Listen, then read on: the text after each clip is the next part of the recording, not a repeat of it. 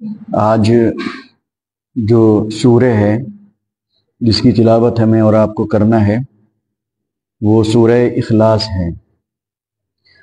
اخلاص کا لفظ اس سورے میں تو نہیں آیا، جیسا کہ سورہ فلق میں، فلق نام ہے، قل اعوذ برب الفلق لفظ فلق آیا، قل اعوذ برب الناس ناس کا لفظ آیا، سورہ ناس اس کا نام پڑا، لیکن اس سورے میں لفظ اخلاص نہیں آیا ہے۔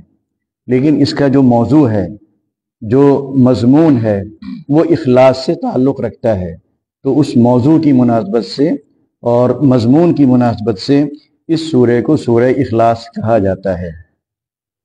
اخلاص کسے کہتے ہیں؟ اخلاص کا مطلب یہ ہے کہ خالصتاً لوجہ اللہ کام کرنا، یعنی آپ جو بھی کام کریں وہ صرف اور صرف اللہ کی رضا کے لیے کریں، اللہ کو خوش کرنے کے لیے کریں، اور اس کام سے جو مقصود ہو، جو مطلوب ہو، وہ اللہ کی ذات ہو۔ اس طرح جب آپ کوئی بھی کام کریں گے تو وہ کام آپ کا عبادت بن جائے گا، ورنہ کام چاہے جتنا اچھا ہو، جتنا خیر اپنے اندر وہ رکھتا ہو، جتنا اس سے فائدہ دوسرے کو پہنچتا ہو، اگر وہ اللہ کے لیے نہیں کیا جا رہا ہے تو وہ بے سود ہے، بے فائدہ ہے، اور سب کچھ کرنے کے بعد بھی آپ اجر و ثواب سے محروم رہیں گے۔ آپ چاہے جتنا کھانا لوگوں کو کھلا دیں، چاہے آپ جتنا پانی پلا دیں، جتنا ان کا علاج کروا دیں، جتنا ان کا وظیفہ مقرر کر دیں، جاڑے میں جتنے کمبل چاہے آپ بانٹ دیں، اگر وہ اللہ کے لیے نہیں کر رہے ہیں تو بیکار ہے۔ اس کے مقابلے میں کسی نے ایک کمبل دیا لیکن اللہ کے لیے دیا، ایک نوالا کھلایا اللہ کے لیے کھلایا، ایک گھونٹ پانی پلایا اللہ کے لیے پلایا، ایک کیپسول کسی کے منہ میں ڈالا اللہ کے لیے کیا، تو اس کو ثواب اس کا ملے گا۔ کام میں جو وزن کام میں جو پیدا ہوتا ہے، یا کام کا جو حجم بڑھتا ہے، اس کا جو سائز بڑھتا ہے، وہ اخلاص سے بڑھتا ہے۔ مثال کے طور پر ایک غبارہ لے لیجیے آپ، کتنے 4-5 انچ کا ہوگا، 2 انچ کا ہوگا، اتنا سا غبارہ آپ دکان سے خرید کے لائیے، لیکن آپ اس میں جب پھونکیں گے اور پھونکتے جائیں گے تو غبارے کا سائز بڑھتا جائے گا۔ تو جتنا ہمارے اندر اخلاص ہوگا اتنا ہی ہمارے عمل کا سائز بھی بڑھے گا اور ہمارے عمل کا وزن بھی بڑھے گا۔ اسی لیے جو آتا ہے کہ قیامت میں اعمال تولے جائیں گے، تو اعمال میں جو وزن بڑھے گا وہ کس سے بڑھے گا؟ اخلاص سے بڑھے گا۔ یا یہ جو حدیث شریف میں آتا ہے کہ 2 کلمے ایسے ہیں کہ تملأ ما بین السماء والارض، سبحان اللہ والحمد للہ تملأان ما بین السماء والارض، آسمان و زمین کو بھر دیں گے، یعنی ایک حصہ زمین پر ہوگا تو اس کا دوسرا حصہ کہاں ہوگا؟ آسمان پر ہوگا۔ تو یہ جو سائز بڑھے گا، چھوٹے سے کلمے ہیں، ایک سطر میں آ جاتے ہیں، اس کے بعد بھی اس کا سائز اتنا بڑھ گیا کہ ایک زمین پر ایک آسمان پر ہے، اس کا ایک سرا۔ کیوں؟ اخلاص سے، کیونکہ یہ وہ کلمے ہیں جو عام طور پر اس میں ریاکاری کے شائبہ نہیں پایا جاتا ہے۔ آدمی چپکے چپکے اپنی زبان سے ادا کرتا رہتا ہے، نہ دوسرا کوئی سنتا ہے، نہ دوسرا کوئی دیکھ پاتا ہے، نہ دوسرے کے علم میں آ پاتا ہے، اور نہ ان کلمات کو پڑھنے کے موقع پر کسی اور کا خیال آتا ہے۔ تو چونکہ اس میں اخلاص ہے، اس میں نیت ہے، تو نیت نے ان کا سائز اتنا بڑھا دیا، اور اسی نیت نے اعمال میں اتنا وزن پیدا کر دیا کہ بظاہر وہ معمولی سا نظر آنے والا عمل جو دنیا کی نظروں میں کوئی حیثیت نہیں رکھتا، لیکن اللہ کی نظروں میں اس کی بڑی وقت ہوگی، کیونکہ وہ آپ نے کس کے لیے کیا؟ اللہ تعالیٰ کے لیے کیا۔ تو اخلاص اپنے اندر پیدا کرنا چاہیے۔ اور اخلاص کیسے پیدا ہوگا؟ کہ جب آپ کوئی کام کرنے چلیں تو ذہن میں یہ خیال رہے کہ یہ میں ثواب کے لیے کر رہا ہوں۔ جب آپ کے ذہن میں ثواب کا تصور ہوگا، اجر کا تصور ہوگا، تو یقیناً ذہن میں کسی نہ کسی کونے میں یہ بھی ہوگا کہ یہ کام میں اللہ کے لیے کر رہا ہوں، کیونکہ ثواب وہی دے گا اور اجر وہی عطا فرمائے گا۔ تو اس سورے میں اخلاص کا لفظ نہیں آیا، لیکن موضوع کی مناسبت سے اس کا نام اخلاص ہے۔ اب اس کی تلاوت کرتے ہیں اور اس کے بعد اس کا ترجمہ اور اس کی تفسیر۔ اعوذ باللہ من الشیطان الرجیم بسم اللہ الرحمن الرحیم قل هو اللہ احد اللہ الصمد لم یلد ولم یولد ولم یکن له کفوا احد۔ صدق اللہ العظیم۔ یہ بہت چھوٹی سی سورہ ہے، صرف 4 آیتوں پر مشتمل ہے، لیکن یہ سورہ بڑی اہمیت رکھتی ہے۔ اور یہ سورہ جو بہت چھوٹی سی نظر آتی ہے لیکن حقیقت میں بہت بڑی سورہ ہے یہ، اس طور پر کہ نبی علیہ الصلوۃ والسلام نے فرمایا ایک موقع پر صحابہ کرام کو مخاطب کرتے ہوئے کہ آج تم لوگ بیٹھنا، میں تمہیں 1/3 قرآن کریم پڑھ کر سناؤں گا۔ صحابہ کرام رضوان اللہ علیہم اجمعین جمع ہوئے، آپ نے اس موقع پر صرف یہ سورہ پڑھی اور اس کے بعد آپ تشریف لے گئے۔ صحابہ کرام اب یہ سوچ رہے ہیں کہ ابھی آپ آئیں گے اور تلاوت کریں گے۔ جب آپ آئے تو صحابہ کرام نے پوچھا تو آپ نے فرمایا من قرأ قل هو اللہ احد فکأنما قرأ بثلث القرآن، جس نے سورہ یعنی قل هو اللہ احد پڑھ لی گویا اس نے 1/3 قرآن کریم پڑھ لیا۔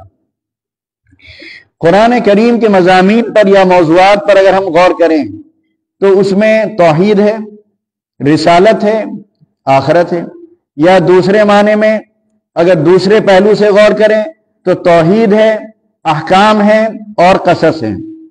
توحید دونوں حیثیتوں سے ہے، تو 3 حصے اگر آپ کریں توحید، رسالت، آخرت، تو 1/3 حصہ کس کا ہو گیا؟ توحید پر مشتمل ہو گیا۔ توحید، احکام اور قصص اگر لیں تو 1/3 تب بھی کیا ہوا؟ توحید ہو گیا۔ تو اس پورے اس تہائی حصے کا خلاصہ اور اس کا نچوڑ اس میں بیان کر دیا گیا ہے۔ اس سورے کی اہمیت کا اندازہ اس بات سے بھی لگایا جا سکتا ہے کہ ایک صحابی تھے، وہ مسجد قباء میں امامت فرماتے تھے اور ان کا یہ معمول تھا کہ جہری نمازوں میں ہر رکعت میں سورہ اخلاص پڑھتے تھے اور اس کے بعد پھر کوئی دوسری سورہ ملایا کرتے تھے۔ صحابہ کرام کو اس پر تھوڑا سا اشکال تھا کہ آخر ہر رکعت میں یہ سورہ کیوں پڑھتے ہیں۔ بات نبی علیہ الصلوۃ والسلام تک پہنچی، آپ نے ان کو بلایا اور کہا کہ بھئی تمہارے پیچھے جو لوگ نماز پڑھتے ہیں ان کو تھوڑا سا اس پر اعتراض ہے کہ ہر رکعت میں تم یہی سورت کیوں پڑھتے ہو، اگرچہ دوسری صورتیں ملاتے ہو، کیا ضرورت ہے؟ تو انہوں نے کہا کہ یہ سورہ مجھے بڑی محبوب ہے۔ کیا فرمایا؟ یہ سورہ مجھے بڑی محبوب ہے۔ اب جواب سنیے جو نبی علیہ الصلوۃ والسلام نے اس موقع پر دیا، حبک ایہا ادخلک الجنہ، کہ اس سورہ سے جو تم کو محبت ہے، اس محبت نے تمہیں جنت میں داخل کر دیا۔ یہ نہیں کہا کہ کرے گی، یہ محبت کر دیا، یعنی جنت کی بشارت مل گئی صرف سورہ اخلاص سے محبت کرنے کی وجہ سے اور سورہ اخلاص کی تلاوت کرنے کی وجہ سے، کیونکہ سورہ اخلاص سے وہی محبت کرے گا جو اللہ سے محبت کرے گا، کیونکہ اس میں صرف اور صرف کس کا تذکرہ ہے؟ اللہ تعالیٰ کا ذکر ہے۔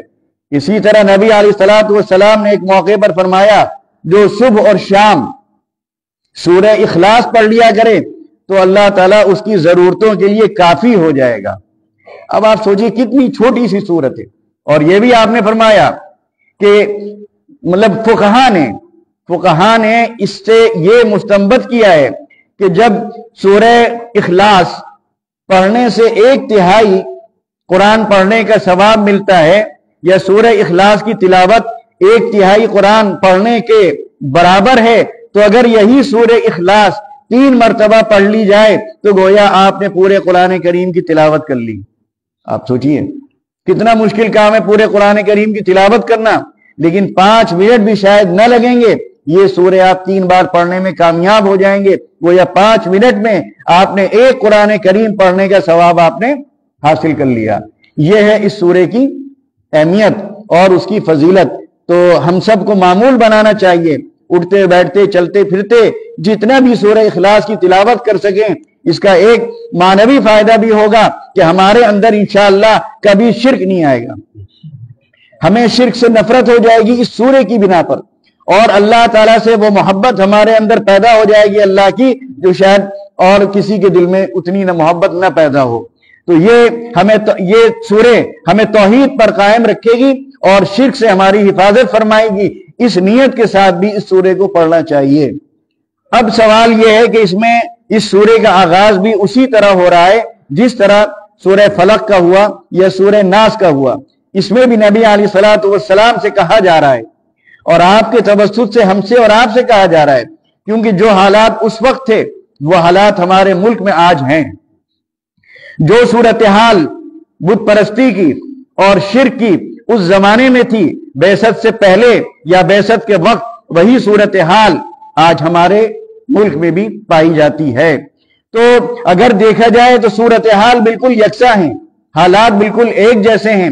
تو نبی علیہ الصلوۃ والسلام سے یہ بات کہی جا رہی ہے, کس موقع پر کہی جا رہی ہے کہ جب مکے کے مشرکوں نے آپ سے آ کر ایک سوال کیا, اہل کتاب نے آپ سے آ کر سوال کیا, کیونکہ اس زمانے میں بہت سے بت ہوا کرتے تھے. خود خانہ کعبہ میں 360 بت تھے, اپنے ہاتھ سے وہ بناتے تھے, مختلف چیزوں سے بناتے تھے, آٹے سے بناتے تھے, سونے سے بناتے تھے, چاندی سے بناتے تھے, لکڑی کے بناتے تھے, تانبے کے بناتے تھے, اور نہ جانے کتنی دھاتوں سے وہ بنایا کرتے تھے. آج بھی اس طرح کی چیزیں اور شکلیں ہمارے سامنے ہیں, ہم تو اپنی آنکھوں سے دیکھ سکتے ہیں, اس دور کو دیکھ سکتے ہیں اپنے اس ملک میں رہتے ہوئے. اس صدی میں اس زمانے کے حالات کو اور اس وقت کے ماحول کو اور بت پرستی کا جو طریقہ اور انداز تھا اس کو ہم بہت جس طرح ہم محسوس کرتے ہیں شاید دوسرے ملک میں رہنے والے اس طرح اس کو محسوس نہ کر پائیں. تو انہوں نے کہا کہ آپ ذرا اپنے اللہ کا تعارف کرائیے. یعنی جب آپ نے مکہ مکرمہ میں توحید کی دعوت کا آغاز کیا تو مشرکوں نے آ کر, کفار نے آ کر, اہل کتاب یعنی یہود اور نصارہ نے آ کر آپ سے یہ کہا کہ جس خدا کی آپ دعوت دے رہے ہیں, جس خدا کی طرف آپ بلا رہے ہیں, ذرا اس خدا کا تعارف تو کرا دیجئے, اس کی صفات تو بتا دیجئے, آخر وہ کس چیز سے بنا ہے. کیونکہ ان کے کیا ہوتا تھا, خدا بنایا جاتا تھا, کس چیز سے بنا ہے, اس کا سلسلہ نسب کیا ہے, اس کے والد کون تھے, اس کی اولاد ہے کہ نہیں ہے, اس کو وراثت ملی کہ نہیں ملی. اس طرح کے وہ سوالات جو انہوں نے اپنے خداؤں کے بارے میں اپنے ذہنوں میں بٹھا رکھے تھے, اپنے خداؤں کے بارے میں ان کے جو تصورات تھے, انہی تصورات کو سامنے رکھتے ہوئے نبی علیہ الصلوۃ والسلام سے آ کر یہ سوال کیا. اس پر اللہ, اور یہ بھی یاد رکھیے کہ جہاں جہاں نبی علیہ الصلوۃ والسلام سے سوال کیا گیا, یعنی اور انبیاء اور نبی علیہ الصلوۃ والسلام میں ایک فرق ہے. اور انبیاء سے ان کی قوم کے لوگوں نے جو سوال کیے تو نبیوں نے خود جوابات دیے, لیکن نبی علیہ الصلوۃ والسلام کے ساتھ یہ خصوصی معاملہ اللہ تعالیٰ کا تھا کہ نبی علیہ الصلوۃ والسلام سے جب بھی سوال کیا گیا تو اس کا جواب قرآن کریم کی کسی آیت کے نزول کی شکل میں دیا گیا. اللہ تعالیٰ نے جواب دیا. یہاں سوال کیا جا رہا ہے نبی علیہ الصلوۃ والسلام سے, اور جواب کون دے رہا ہے, جواب اللہ تعالیٰ دے رہا ہے. تو اپنا تعارف اللہ کرائے, اس سے بہتر کوئی تعارف کرا نہیں سکتا ہے. تو کہا قل, یہ آپ سے کہہ رہے ہیں کہ بھئی ذرا بتائیے آپ کا خدا کون ہے, کیسا ہے, کس رنگ کا ہے, کس چیز کا بنا ہوا ہے, کیا اس کا سائز ہے, کیا اس کا حجم ہے, کیا اس کی قدرت ہے, کس کا وہ وارث ہے, کس کا وہ بیٹا ہے, اس کا شجرہ کیا ہے, اس کا حسب نسب کیا ہے. اس طرح کے سوالات یہ آپ سے کر رہے ہیں جاہلانہ, احمقانہ. تو آپ ان سے کہہ دیجئے ہو اللہ, وہ اللہ ہے. ٹھیک. اچھا, اللہ کا جہاں تک معاملہ ہے, جو کفار تھے اللہ کو وہ بھی مانتے تھے. قرآن کریم کا آپ مطالعہ کریں تو کئی جگہ پر آپ یہ دیکھیں گے جب ان سے پوچھا گیا بارش کون برساتا ہے تو وہ اللہ کہتے ہیں, औलाद कौन देता है? तो अल्लाह कहते हैं। इसीलिए बेसत से पहले भी, जैसे बिस्मिल्लाहिर्रहमानिर्रहीम का उस दिन तज़किरा हुआ, तो बेसत से पहले अल्लाह के साथ शुरू करना, अल्लाह के नाम से शुरू करना, इसका रवाज था। बस रहमान और रहीम की सिफत नहीं लगती थी, बिस्मिकल्लाहुम्मा वो पढ़ा करते थे और लिखा करते थे। इसीलिए सुलह हुदैबिया में जब वो सुलहनामा लिखा जा रहा था और नबी अलैहिस्सलातु वस्सलाम ने आगाज में जब फरमाया कि लिखो बिस्मिल्लाहिर्रहमानिर्रहीम, तो उन्होंने कहा रहमान और रहीम को हम नहीं जानते, उसी तरह लिखिए जिस तरह पहले आप लिखा करते थे, यानी बिस्मिकल्लाहुम्मा। तो ये चीज तो उनके यहां थी, लेकिन उसके साथ उन्होंने देवी देवताओं को बहुत से बना रखा था और समझते थे कि वो जरूरतें हमारी इनसे भी पूरी होती हैं और अल्लाह ताला ने कामों को तकसीम कर रखा है। तो कहा हु अल्लाह, वो कौन है? अल्लाह है। अब अहद उसके बाद आया। अहद का ये जो लफ्ज है, एक लफ्ज आता है वाहिद और एक लफ्ज आता है अहद। हम आप समझते हैं कि वाहिद का माने भी एक और अहद के माने भी एक। अहद के माने हैं यकता और यगाना, समझे आप? अहद और रहमान ये वो दो चीजें हैं या दो सिफतें हैं या दो कलमे हैं जो अल्लाह ताला के अलावा किसी और की सिफत के लिए इस्तेमाल नहीं होते हैं। रहमान और रहीम है, आप कह सकते हैं कि हामिद बड़ा रहीम है, लेकिन हामिद रहमान है यह नहीं कह सकते। रजुलुन वाहिद एक आदमी कह सकते हैं, लेकिन रजुलुन अहद नहीं कह सकते हैं। तो ये अहद वो सिफत है जो अल्लाह के लिए मखसूस है, रहमान वो सिफत है जो अल्लाह ताला के लिए खास है। तो यहां पर इस मौके पर बजाय वाहिद के लफ्ज अहद इस्तेमाल हुआ है। अहद कहते हैं यगाना और यकता, यानी जिसका कोई जुज ना हो, जिसका कोई जुज ना हो, जो किसी से मुरक्कब ना हो, जो अज्जाए तरकीबी से पाक हो, जो अनासिर से मुनज़्ज़ा हो, उसको कहेंगे अहद। बात समझ में आई? वाहिद और अहद में यह फर्क है। वाहिद में कसरत भी हो सकती है, अहद में कसरत नहीं हो सकती है। कसरत वाहिद में कैसे हो सकती है? आप कहते हैं कि एक आदमी, एक फर्द हुआ, एक जमात। जमात किसे कहते हैं? कई अफराद के मजमूए का नाम। तो एक वहां पर भी आ रहा है, लेकिन आदमी कितने हैं? एक नहीं, कई हैं। एक ग्रुप, एक ग्रुप एक आदमी को नहीं कहेंगे, कई आदमियों पर मुश्तमिल एक ग्रुप, वहां पर भी आप लगा रहे हैं वाहिद, अहद नहीं लगेगा वहां पर। तो वाहिद में कसरत का एहतिमाल है, अहद में कसरत का कोई इम्कान नहीं है। तो अल्लाह के लिए जो सिफत इस्तेमाल हुई है वो अहद। उसके बाद अल्लाहु समद, वो अल्लाह, और एक तो अहद हो गया कि उसका कोई जुज नहीं है, वो किसी से मुरक्कब नहीं है, वो अज्जाए तरकीबी से पाक है, वो अनासिर तरकीबी से मुनज़्ज़ा है।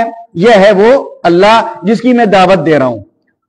तुम्हारे जो माबूद हैं, अब तुम उनको मुकाबले पर रख के देख लो कि उनकी हैसियत क्या है। उसके बाद अस्समद, समद के बहुत माने आते हैं, उसमें एक माना यह भी है कि समद उस जात को कहेंगे कि जिसको किसी की जरूरत ना हो, जो किसी की मोहताज ना हो और हर चीज, कायनात की हर शय उसकी मोहताज हो। अब इसमें उनका जो सवाल था कि वो किस चीज से बना है, उसका जवाब है ये। अगर आप किसी चीज के बारे में, मतलब जो माबूद वो बनाते थे अपने, जिन चीजों का मैंने नाम लिया, इन चीजों से बनाते थे, तो इसका मतलब यह है किसी भी चीज, आप एक घर बनाइए, ठीक, जब आप घर बनाएंगे तो घर में, घर बनाने के लिए जरूरत पड़ेगी ईंटों की, सीमेंट की, सरिये की। तो घर से पहले वजूद किसका हुआ? ईंटों का हुआ कि नहीं हुआ? सीमेंट का हुआ, सरिया का हुआ। तो अगर आप एक बुत बना रहे हैं सोने का, तो उस बुत से पहले वजूद किसका हुआ? सोने का हुआ। अल्लाह ताला अपने तारुफ क्या करा रहा है? हुवल अव्वलु वल आखिरु वल ज़ाहिरु वल बातिन, कि वही है जो पहला है। کیا مطلب پہلے کا؟ کہ اپنی صفات اور اپنی ذات میں وہ سب سے پہلے ہے، اس طور پر کہ وہ اس وقت بھی تھا جبکہ کسی چیز کا وجود نہ تھا۔ تو اگر ہم اس کو مانیں کسی چیز کا بنا ہوا، تو وہ جس چیز سے بنا ہے اس چیز کا وجود اس سے پہلے ماننا پڑے گا۔ تو یہ اول کے خلاف ہوا کہ نہیں ہوا؟ تو اس کے بعد والآخر کیا ہے مانے؟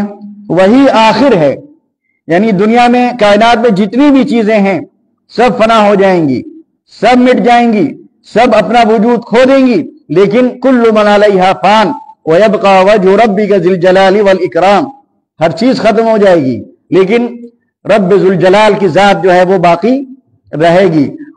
وہی گویا ابتدا ہے اور وہی کیا ہے؟ انتہا ہے۔ وہ ظاہر، وہی کیا ہے؟ ظاہر ہے، یعنی ظاہر سے مطلب کیا ہوا کہ ہر ایک ایک ذرہ اس کے وجود کو ظاہر کرتا ہے۔ ایک ایک ذرہ چیخ چیخ کر یہ اعلان کرتا ہے، پکار پکار کر کہتا ہے کہ مجھ کو وجود بخشنے والی کوئی ذات ہے۔ اتنا ظاہر ہے۔ آپ جس کو بھی دیکھیں، اس کی مخلوق میں سے جس مخلوق کو دیکھیں، وہ مخلوق اعلان کر رہی ہے، وہ ظاہر کر رہی ہے اس بات کو کہ اللہ موجود ہے، اسی نے مجھے بنایا، وہی میری پرورش کر رہا ہے، وہی میری نگہداشت کر رہا ہے، وہی میری نگہبانی کر رہا ہے، وہی میری ساری ضرورتیں پوری کر رہا ہے۔ وہ اتنا ظاہر ہے، جدھر بھی آپ نظر ڈالیں وہ نظر آئے گا۔ الباطن، وہی مخفی بھی ہے، مستور ہے، پوشیدہ ہے، اس طور پر کہ ہمارے حواس اس کا ادراک نہیں کر سکتے۔ ہم اپنے کانوں سے اس کی آواز نہیں سن سکتے، ہم اپنی آنکھوں سے اس کا دیدار نہیں کر سکتے، ہم اپنے ہاتھوں سے اس کو چھو نہیں سکتے۔ لا تدرکہ الابصار وہو یدرک الابصار، آنکھیں اس کو نہیں دیکھ سکتی لیکن وہ سب کو کیا کر رہا ہے؟ وہ دیکھ رہا ہے۔ تو یہ ہے وہ اللہ، وہ معبود، وہ خدا جس کی دعوت نبی علیہ الصلوۃ والسلام نے مکے میں شروع کی تھی، اور جس پر یہ سوالات انہوں نے کھڑے کیے تھے، اور ان سب کے سوالات 4 آیتوں میں، یعنی 2 لائنوں میں، 2 سطروں میں دے دیے گئے، اور ہر چیز کا جواب ان کو مل گیا۔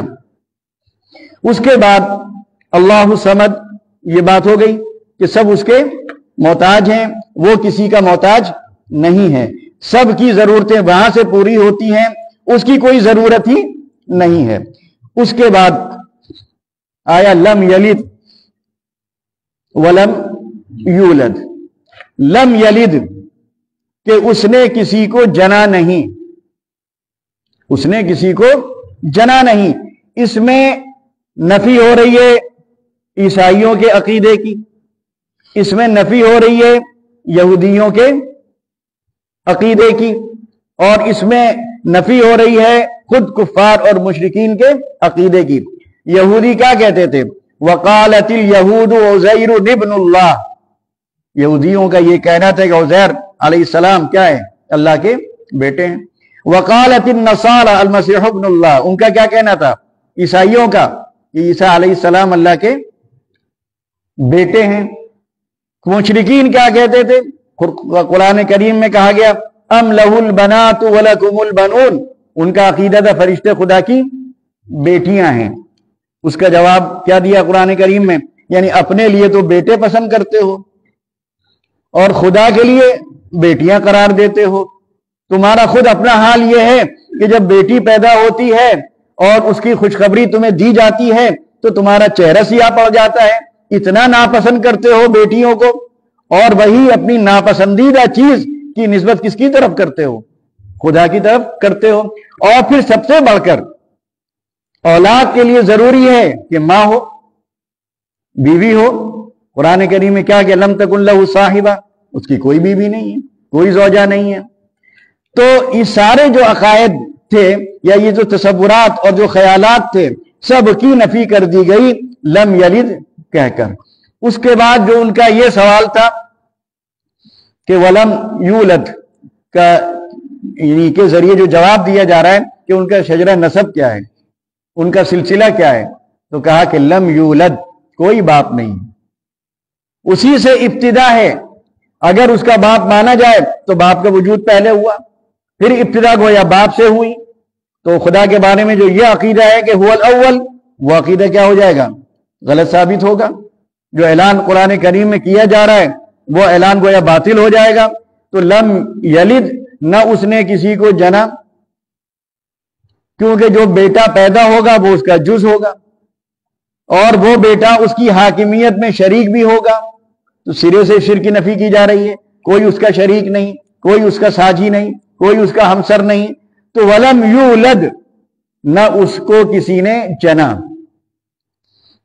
ولم یکن لہ کفوا احد، اور کوئی بھی اس کا ہمسر نہیں، کوئی اس کا مثیل نہیں، کوئی اس کا نظیر نہیں۔ تو بہرحال یہ سورہ اخلاص، جس کی تلاوت تو شاید نہیں ہو گئی تھی، جس کی تلاوت ہم نے اور آپ نے کی، اور جس کا مختصراً اس کی تفسیر بھی بیان کی گئی اور اس کا ترجمہ بھی آپ کے سامنے رکھا گیا۔ تو اس جو شروع میں نے آپ سے عرض کیا کہ اس میں اولی مخاطب نبی علیہ الصلوۃ والسلام ہیں، لیکن آپ کے توسط سے یہ خطاب ہم سے بھی کیا جا رہا ہے۔ اپنے اس جہاں ہم رہتے ہیں، یہاں کا جو ماحول ہے، یہاں جو تعلیمی نظام ہے، جو نئی تعلیمی پالیسی ہے، یہاں جو اسکول ہیں، چاہے وہ اسکول سرکاری ہوں یا مشنری سے تعلق رکھنے والے ہوں، وہاں کا جو ماحول ہے، وہاں کی جو تعلیم ہے، وہاں کی جو تربیت ہے، وہ ہمارے اندر وہ تصور پیدا کر رہی ہے، وہ عقیدہ ہمارے اندر رچا اور بسا رہی ہے جو اس عقیدے کے خلاف ہے جس عقیدے کی ہمیں دعوت دی گئی ہے اس سورے میں۔ اگر ہم کوشش نہیں کریں گے، اپنے بچوں کو لے کر، اپنی اولاد کو لے کر فکر نہیں کریں گے، تو آپ سورہ اخلاص کو سامنے رکھیے اور وہاں کے اس تعلیم کو، تربیت کو اور اس ذہن سازی کو سامنے رکھیے جو ان اسکولوں میں کی جا رہی ہے، تو ہمارے بچوں کا عقیدہ محفوظ نہیں ہے۔ ہمارے بچے جب وہاں سے پڑھ کر آتے ہیں، وہاں سے تعلیم لے کر آتے ہیں، وہاں اپنے ٹیچروں کی جو گفتگو اور باتیں سن کر آتے ہیں، یقیناً وہ بڑی خطرناک ہیں، اتنی خطرناک ہیں کہ اگر ماں باپ تھوڑا سا غور کر لیں تو ان کی نیند حرام ہو جائے۔ جیسے کہ قرآن کریم میں کہا گیا، یا ایھا الذین آمنوا قوا انفسکم واہلیکم نارا۔ یا حضرت مولانا علی میاں رحمۃ اللہ علیہ، یہ حضرت یعقوب علیہ السلام کے اس سوال کو بار بار اپنی تقریروں میں بیان کیا کرتے تھے، ماذا تعبدون من بعدی قالوا نعبد الہک و الہ آبائک۔ تو یہ اطمینان اپنی اولاد کی طرف سے کر لینا، یہ ہر والدہ، ہر ماں باپ کی ذمہ داری ہے۔ اگر وہ یہ نہیں کریں گے تو جو یہاں کا ماحول ہے اور جس طرح بار بار واپسی کی بات کہی جا رہی ہے، اور جس طرح اس ملک میں گویا ارتداد کی ایک لہر چل رہی ہے اور بہت آسانی سے لوگ ان جگہوں پہ جانے لگے ہیں اور وہ کام کرنے لگے ہیں جو توحید کے سراسر منافی اور توحید کے سراسر خلاف ہیں، اگر ہم نے اس کی طرف توجہ نہیں دی تو ہمارا اس توحید کے عقیدے پر باقی رہنا مشکل ہو جائے گا۔ اور آپ اور ہم چاہے باقی رہ جائیں، لیکن ہماری اولاد کا ایمان خطرے میں پڑ جائے گا، ان کا عقیدہ خطرے میں پڑ جائے گا، اور وہ توحید، جو توحید گویا بنیاد ہے، جو توحید گویا چابی اور کنجی ہے جس سے جنت کا دروازہ کھلتا ہے، وہ جب چابی ہی ہمارے پاس نہ ہوگی تو وہ دروازہ ہم کہاں سے کھول پائیں گے؟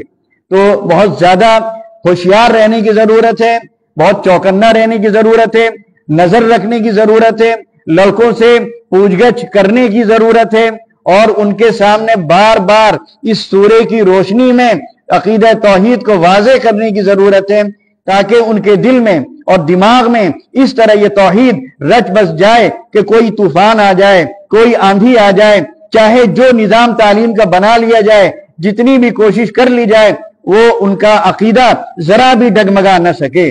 یہ ہم سب کا ایک بہت بڑا فریضہ ہے، اور خاص طور میں اس وقت جو صورتحال ہے اور جو حالات، جن حالات میں ہم رہ رہے ہیں، اور جو لوگوں کے عزائم اور منصوبے ہیں اور جو ان کے ارادے ہیں، وہ اگر آپ دیکھیں تو وہ ایسے ہیں کہ ہماری نیند اڑانے والے ہیں، لیکن ہم لوگ زیادہ توجہ اس طرف نہیں دے پا رہے ہیں، دوسرے کاموں میں مشغول رہتے ہیں، جبکہ سب سے مقدم یہی کام اس وقت ہونا چاہیے۔ میں اسی پر اپنی بات ختم کرتا ہوں۔ وآخر دعوانا ان الحمد للہ رب العالمین۔